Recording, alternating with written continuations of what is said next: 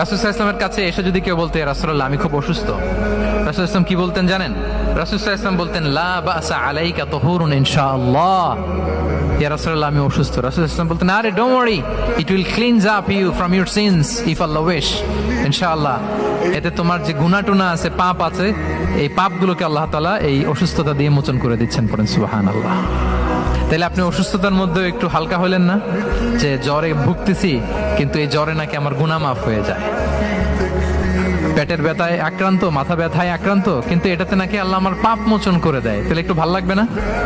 তাহলে দেখেন, একটা কঠিন পরিবেশকে রাসূল সাল্লাল্লাহু আলাইহি ওয়াসাল্লাম সহজ করতেন। অসুস্থ শুনলেই লা বাস তুহুরুন ইনশাআল্লাহ, আর কিছু হবে না, আল্লাহ তোমার গুনাহ মাফ করে দিচ্ছে। অসুস্থ ব্যক্তি দেখলেই মাথায় হাত দিয়ে দোয়া করতেন, আল্লাহুম্মা রাব্বান নাস আযহিবিল বাস ইশফি আনতাশ শাফি লা শিফাআ ইল্লা শিফাউক শিফাআন লা ইউগাদিরু সাকামা। উজ্জীবিত হয়ে যেত অসুস্থ ব্যক্তি।